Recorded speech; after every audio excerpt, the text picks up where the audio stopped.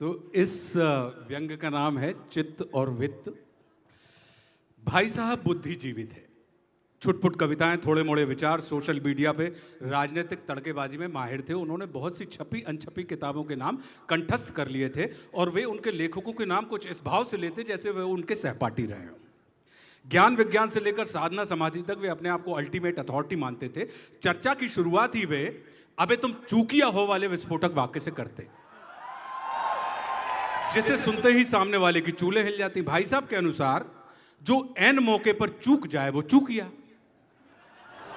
भाई साहब का मानना था कि यह वाक्य बाली के जैसा होता है जो सामने वाले की आदि शक्ति का तुरंत शरण कर देता है। वे परम स्वावलंबी थे। उनका मानना था कि स्वावलंबन का पहला पाठ मां पढ़ाती है। जिस दिन मां बच्चे को नहलाना धुलाना बंद कर दे, समझ लो कि वो स्वावलंबी हो गया।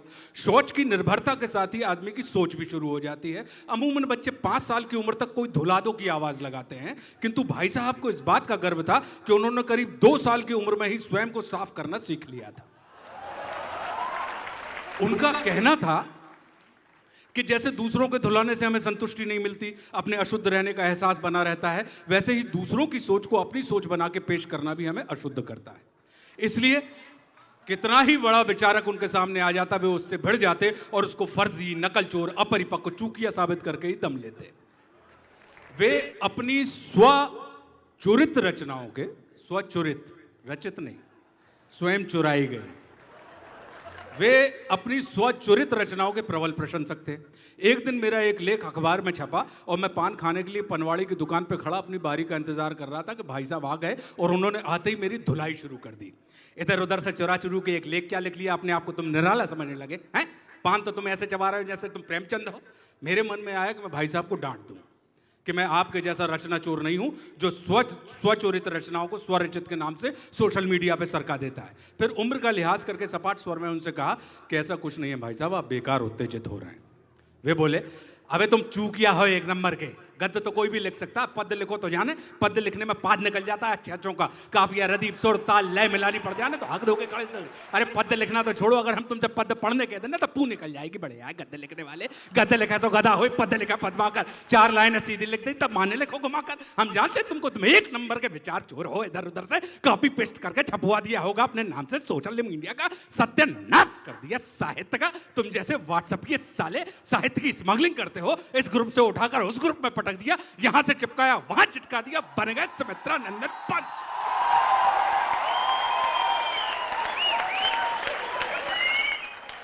विचारखोर कहीं के। भाई साहब मुझे म्युनिसिपैलिटी के उस अफसर के जैसे लग रहे थे जो वैध पट्टा होने के बाद भी अतिक्रमण के नाम पे जेसीबी लेकर टपरे को तोड़ने के लिए आमादा हो जाता है। मैंने उनको माकूल जवाब देने के लिए मुंह खोला ही था कि भाई साहब ने दुगनी ताकत से मुझ पर हमला कर दिया। चुप रह बे, हम तेरे जैसे चूकियों के मुंह नहीं लगते। 8 प्रकार के चूकिया होते हैं, अकल चूकिया, शकल चूकिया, फसल चूकिया, असल चूकिया, विकट चूकिया, निकट चूकिया, चमक चूकिया, चटक चूकिया। तुम में साले 8 प्रकार हैं। इस बार भाई साहब ने चूकिया कुछ इस अंदाज से बोला कि मुझे का की जगह ता जैसा कुछ सुनाई दिया। वे खींचे हुए से पान वाले से बोले कि पान लगाओ यार, और फिर उसे भी चर्चा में शामिल करते हुए वो बोलने लगे कि देश का सत्यानाश करके रख दिया इन जैसे चटनी छाप रचनाकारों ने। पान वाला मुझे पसंद करता था, उसके कई कारण थे, किंतु सबसे बड़ा कारण था मेरा उसकी दुकान पे लगे पॉलिसी मैटर का आज नगद कल उधार का ईमानदारी से पालन करना। इसलिए वो रोज जब मैं पान खा के पैसा देने लगता तो गदगदा के बोलता, अरे भैया मिल जाएंगे ना यार, बाद में दे दीजिएगा, कहाँ जाएंगे, हमें जिंदगी भर पान लगाना और आपको जिंदगी भर पान खाना है। वो मुझे उधार देना चाहता था, किंतु भाई साहब से उधार वसूलना चाहता था, क्योंकि भाई साहब पान खा के पनवाड़ी से बोलते कि हिसाब में लिख लेना, पैसे कहाँ जाएंगे साले, मिल जाएंगे तुम्हें जिंदगी भर पान लगाना और हमको मरते दम तक पान खाना है। भाई साहब महीने भर उधारी में पान खाते और हर महीने की 1 तारीख को 15 दिन का हिसाब चुकता करते। बाकी के बचे 15 दिन अगले महीने के लिए कैरी फॉरवर्ड हो जाते। पान वाला 15 दिन का बकाया वसूल करने के चक्कर में चुपचाप अगले 15 दिन तक मीठी पत्ती, चटनी, चमन बहार, 120 नवरत्न के माम डाल के भाई साहब की सेवा करता रहता।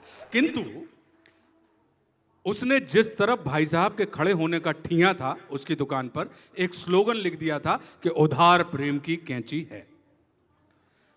तब से भाई साहब घर से प्रसन्न चित्त निकलते, लेकिन पान की दुकान पर आते ही अपसेट हो जाते, क्योंकि वो जानते थे कि चौरसिया ने यह स्लोगन सिर्फ उनके चित्त पर चोट करने के लिए लगाया है। चौरसिया अगर चूना लगाने में माहिर था तो भाई साहब भी चेतना की अफीम चटाने में उस्ताद थे। वे किसी ना किसी बहाने चौरसिया को चित्त करने के लिए किसी ना किसी को ज्ञान दे देते कि चित्त के संबंध चले ना चलें, लेकिन वित्त के संबंध लंबे चलते हैं। किसी के चित्त में जगह बनानी हो तो उसका वित्त फंसा लो, जरूरी नहीं है किसी के चित्त में जगह बनानी हो तो उसका वित्त फंसा लो, ठीक है? क्योंकि और चित्त के संबंध चले ना चले, लेकिन वित्त के संबंध लंबे चलते हैं। किसी के चित्त में जगह बनानी हो तो उसका वित्त फंसा लो। जरूरी नहीं है कि चित्त में वित्त का स्थान हो, लेकिन यह अकाट्य सत्य है कि वित्त में चित्त का वास होता है। होता है कि नहीं होता? वित्त में चित्त का वास होता है। पान वाले ने पान के पत्ते पर चपिया चलाते हुए कहा कि मैं आपसे सहमत नहीं हूं भाई साहब। भैया की जोड़ का एक भी रचनाकार नहीं है शहर में। हर अखबार का संपादक चाहता है कि भैया उनके अखबार के लिए लिखें। भाई साहब पर ये दोहरी मार थी। एक तो मेरी प्रशंसा उन्हें फूटी आंखों नहीं सुहाती थी, दूसरे एक सामान्य सा पनवाड़ी उनकी बौद्धिकता को चुनौती दे रहा था। भाई साहब चिरक गए, बोले चुप रह बे, तू क्या जानता है साहित्य के बारे में? चूकिया साले, चुपचाप चूना लगा। तुम जैसे चूकियों के कारण ही जैसे चुरफंदे चमक रहे हैं। ये रचनाकार नहीं, चटनाकार है, तलुए चाटने वाले बुद्धिजीवी। जिसके पास चाबुक होता है उसी को चाटने लगते हैं। और जिनको तू संपादक कह रहा ना बे, वो संपादक नहीं चंपादक हैं, जिनको चंपी करवाना अच्छा लगता है। ऐसे चंपादक और चटनाकारों ने मिलकर साहित्य का चूरन बना दिया। साले कैशलेस के जमाने में कैश देख के उनको बुद्धियों का कीर्तन मत कर। कोई भी धंधा कैश से नहीं, आशा से चलता है। तू हम जैसे उधारबाजों की अब मिलेगा की दम पे जिंदा है। आदमी को खुशी वर्तमान की हकीकत में नहीं, भविष्य की सुखद कल्पना में मिलती है। तुम्हारे हाथ में भविष्य की सुखद कल्पना में मिलती है। तुम्हारे हाथ में कितना ऐसे नहीं, तुम्हारे ख्याल में कितना ऐसे सुखी रहते हो। तुम दिन भर मेहनत करते हो किस लिए? अपने बच्चों के भविष्य के लिए ना। और भविष्य कहां होता है? कल्पना में ना। उसको ना तूने देखा ना तेरे बाप ने देखा है। और वर्तमान की उम्र कितनी होती है यार? चूटी बराबर। लेकिन भविष्य ये अमर होता मरता नहीं है। इन कैसियों के चक्कर में पड़कर तुम काल के गाल में मत समाओ, बल्कि हम जैसे लोग जो तुमको आशा में रखते हैं उनकी सुनो और कालजयी हो जाओ। जब आशा से आसमान टिक सकता है तो एक पिद्दा सा आदमी नहीं टिक सकता क्या? खबरदार, अगर आज के बाद तूने इसके बारे में जानता नहीं और बोला तो मैं तेरा टपरा बंद करवा दूंगा। और मेरी तरफ घूमकर बोले कि और तुम भी जी, ये रोज रोज इसके हाथ में कैश रख के इसका भविष्य बर्बाद मत करो। पान खाना है खाओ, लेकिन उधारी में। भाई साहब फिर पनवाड़ी की तरफ पलटे और बोले कि पान लगा और पैसे हिसाब में लिख लेना, पैसे तुझे मिलेंगे लेकिन भविष्य में। पान वाले ने भाई साहब की तरफ यूं देखा जैसे वो कह रहा हो कि पान वाला मैं जरूर हूं भाई साहब, लेकिन कोई चूना लगाना आपसे सीखे। भाई साहब ने पान की पहली पीक दान में थूकते हुए कहा और मेरी तरफ देखते हुए मुस्कुराकर बोले बी कैशलेस। मैंने उन्हें डन का सिग्नल किया, लेकिन मैं कंफ्यूज था कि भाई साहब का अंतिम उपदेश बी कैशलेस था, तो वे मुझे कैश रहित होने का कह रहे हैं या कैश सहित होने की हिदायत दे रहे हैं। मेरी तरह पान वाले की अंग्रेजी भी खराब थी, इसलिए लेस का यह कंफ्यूजन बना रहा। लेकिन भाई साहब ने एक पल में मुझे मेरे युग का अर्थ समझा दिया कि सुख पल में नहीं कल में है।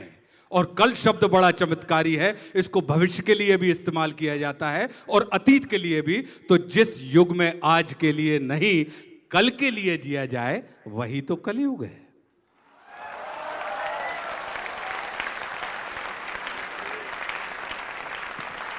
बहुत बहुत धन्यवाद। आशा है कि इस व्यंग्य के माध्यम से जो बात मैं कहना चाह रहा हूं वो आप सब तक पहुंच गई होगी, क्योंकि आप सभी बुद्धिजीवी लोग हैं, प्रबुद्ध लोग हैं। और आज के इस दौर में ये देखकर बड़ी मुझे प्रसन्नता हुई कि साहित्य के समागम के लिए भी इतना बड़ा जनसमुदाय इकट्ठा हो सकता है जो सिनेमा के लिए होता है।